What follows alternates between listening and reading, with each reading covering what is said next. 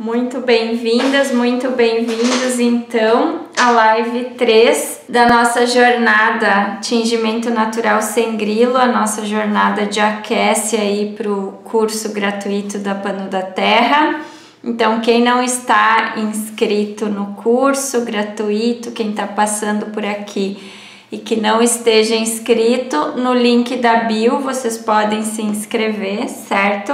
A live de número 3 é então se o tingimento natural tem paleta de cores limitada, né? Isso é um terceiro ponto aí que a gente está trazendo. Então, para quem perdeu as lives 1 e 2, os links estão amplamente sendo distribuídos lá nos grupos, no grupo do WhatsApp de quem está inscrito, também foi por e-mail para quem está inscrito no curso, tá? E a semana que vem a gente libera a comunidade de participantes aí do curso, tá? Uma comunidade secreta no Facebook, que a gente libera ela só durante os eventos para ter essa ideia de evento, de curso presencial, para vocês poderem trocar ideias, experiências, também para fazer perguntas, né? E lá também, inclusive, eu estou transmitindo para essa comunidade agora, que já tem, né, participantes nela de outras edições, então eu já estou transmitindo nela porque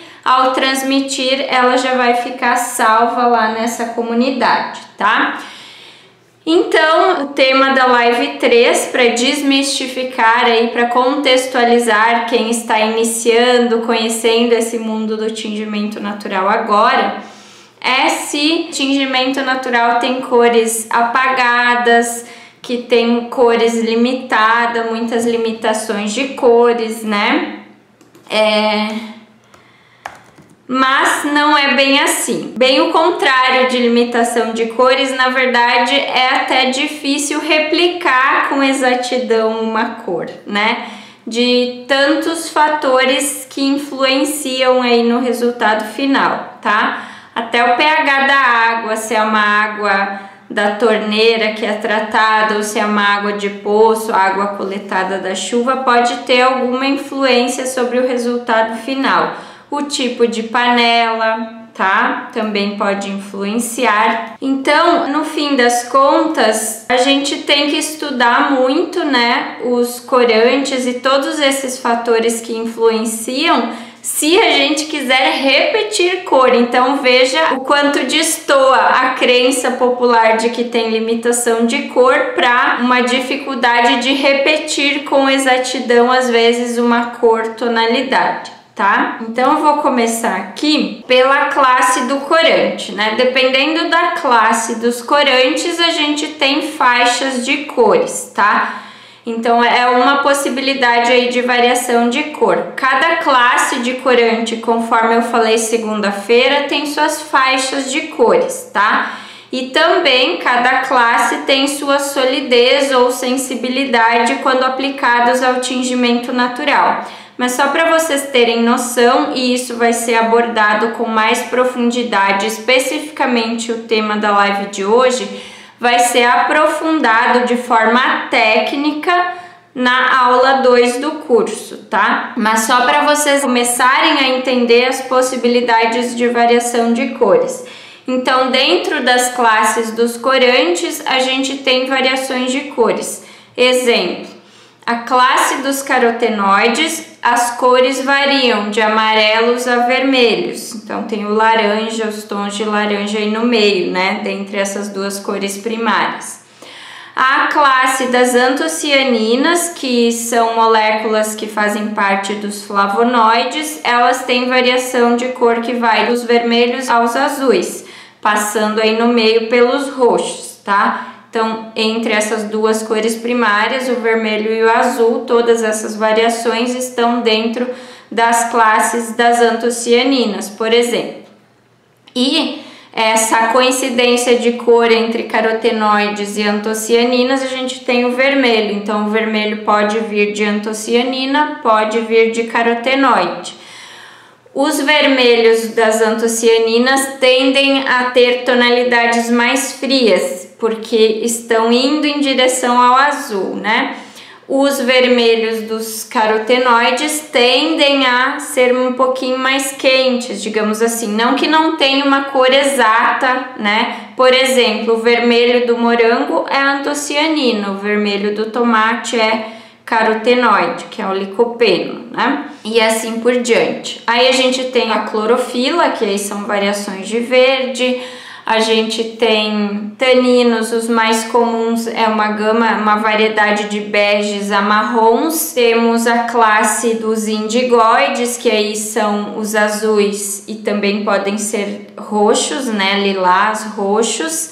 Coincide a cor com as antocianinas, mas são uma classe totalmente diferente, cuja extração é totalmente diferente. Inclusive, dependendo da particularidade de cada uma dessas classes, a forma de extração é diferente. Então, por exemplo, carotenoides são lipossolúveis, antocianinas são hidrossolúveis. Então, uma dá para extrair por água, por fervura, outra não, tá? Então, isso a gente vai aprofundar mais lá no curso de forma mais técnica, mas aqui, como é o objetivo então dessa jornada de aquecimento, é para vocês irem compreendendo melhor para facilitar lá no curso, senão o curso também ficaria extremamente gigantesco, né, maçante. Então assim a gente vai aquecendo, vocês que estão começando vão entendendo aos poucos, tá? Então aí eu citei algumas categorias, outra categoria também dentro dos flavonoides junto com as antocianinas são os flavonóis. Flavonóis então variam de branco a amarelo, então pode ter amarelo que vem de carotenoide,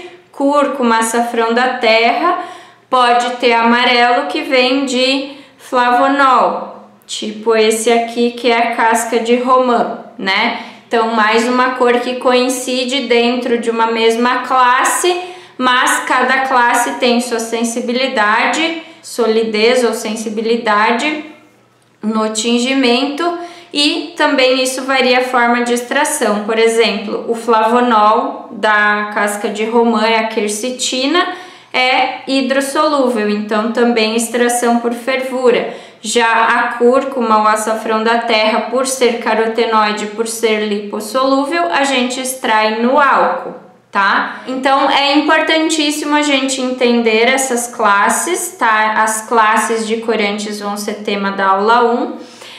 Mas entendendo as classes, a gente também entende de onde vêm as cores, a gente pode deduzir, por exemplo, encontrou uma planta nova na natureza e quer testar, se você encontrou um vermelho, você já vai deduzir que pode ser uma antocianina e um carotenoide, então uma pesquisa mais aprofundada já vai te conhecendo a planta, o nome científico, você já vai saber que substância é e como extrair, tá? Então, dependendo da classe do corante, a gente vai ter todas essas variações de cores, tá? Claro que tem classes sólidas, classes nada sólidas e medianamente sólidas, tá? Então, dentro das classes a gente tem esses grupos de cores. Mas pensando em cores, outra possibilidade de variação de cor é a concentração desse corante, por questões óbvias. Se eu uso mais matéria-prima, eu vou ter mais corante e uma cor mais escura. Exemplo, eu tô usando uma camiseta tingida com crajiru. É um rosa bem clarinho, tão clarinho que talvez aqui no YouTube nem perceba que seja rosa, né? Com esse mesmo corante natural eu consigo vermelho. Eu até tenho uma camiseta aqui, mas não tá bem vermelha, mas eu vou mostrar só para vocês terem noção. É uma camiseta que não ficou com a cor tão legal, ficou bem disparelha porque eu usei um descarte de tinta. Então aqui, só variando a concentração da mesma matéria-prima, eu já tenho rosa e vermelho, tá? Repetindo, essa camiseta aqui foi tingida com descarte, tá? Bem mal tingida, tá? Mas só para mostrar a variação de cor. E também crajiru, ou seja, a mesma matéria-prima numa concentração mais forte, usando um mordente diferente e aqui voilá, tá? Isso aqui poderia ser um lilás clarinho se eu usasse essa concentração com esse mordente, tá? Nessa outra concentração aqui, com esse mordente eu tenho então o roxo, mas se fosse essa daqui usando o mordente que eu usei aqui, eu teria um lilás clarinho aqui, tá? Então, vão somando aí, né? Com esse mesmo crajiru, por exemplo, eu poderia obter um laranja se eu variar o tempo de cozimento